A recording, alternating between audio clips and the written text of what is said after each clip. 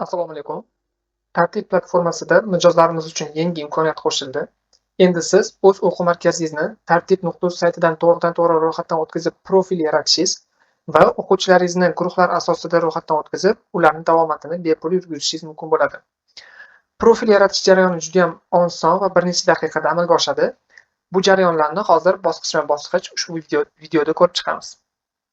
Birinchi Tartib.uz saytiga kirib olishimiz kerak bo'ladi. Saytda platformani barcha imkoniyatlari haqida ma'lumotlar berilgan.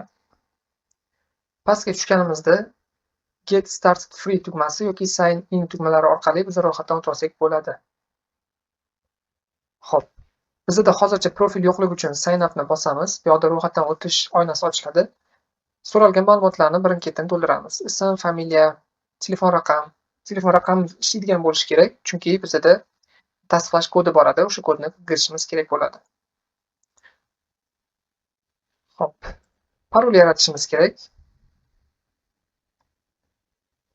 Parolimiz 8 ta belgidan kam bo'lmasligi va har xil raqam, harf va shunga o'xshash belgilardan iborat bo'lishi kerak. Continue tugmasini bosib, tasdiqlash kodini olamiz.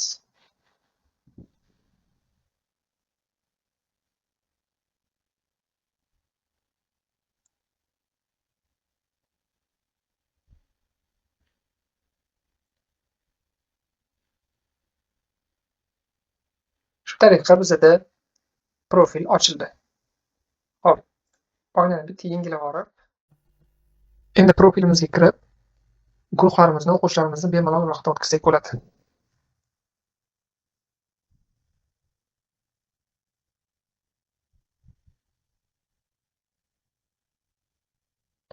Xo'p, mana biz platformamizga kirib oldik, ya'ni platformadagi profilimizga. Bu yoqda studentlarni alohida qo'shsa bo'ladi va gruppalarga ajratgan holatda ham create qilsa bo'ladi. Birinchi gruppa yaratib olganimiz yaxshi. Deylik, bizda ingliz tili guruhlarimiz bor, matematika yoki boshqa fanlarda guruhlarimiz bo'lishi mumkin. Hozir endi asosiy foydalanayotgan ingliz tili guruhlari. Misol uchun, guruhlarimiz chalkashib ketmasligi uchun deylik, beginner gruppamiz bor. Ular vaqti 14:00 dan boshlanadigan gruppa. Create qilamiz va gruppamiz ochildi. Bizda nechta gruppa bo'lsa, har bittasini add group qilib, o'sha nom berib, o'zimiz ajratib olishimiz uchun o'sha nomlar bilan create qilsak bo'ladi.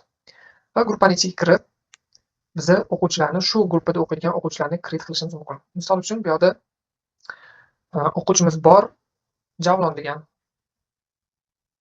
Javlon Rahimov. Ularning raqami bor. Bunga ham o'zimiz raqamni kirgizib turamiz.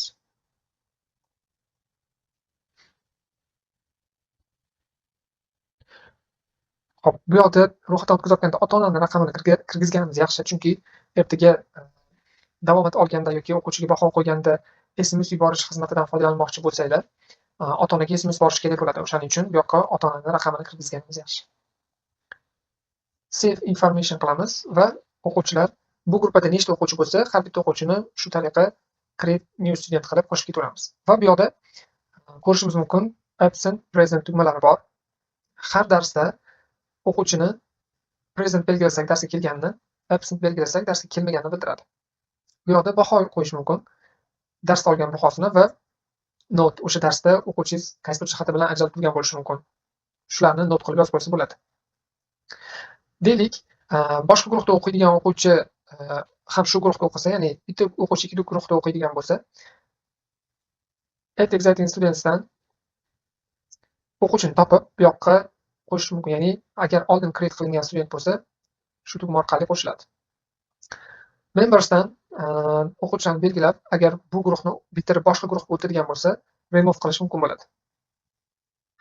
Attendance ga o'tadigan bo'lsak, bizda oylik attendance ko'rinib turadi. Bu yoqda qaysi o'qituvchi, hozircha boshqa o'qituvchilar qo'shilmagani uchun Davron Hamidov beginner gruppasida oylik davomatni ko'rib turishimiz mumkin. Qizil bo'lsa absent, shu o'quvchi necha marta kelmagani, absent bo'lsa necha marta kelmagani qizilda belgilanadi, present bo'lsa yashil plyus bo'lib turadi. Shu tariqa tartibni davomat olish uchun bepul, bemalol ishlatishingiz mumkin. Agarda tartibni boshqa imkoniyatlardan foydalanmoqchi bo'lsangiz, ya'ni ota-onaga SMS xabarnoma yuborish xizmati yokida AI bot, ya'ni o'quvchilaringizni speaking, writinglarini sun'iy intellekt yordamida tekshirib, ularga feedback berish imkoniyatlaridan foydalanmoqchi bo'lsangiz, ekranda ko'rinayotgan Telegram manzillariga yoki shu telefon raqamlariga bemalol aloqaga chiqishingiz mumkin.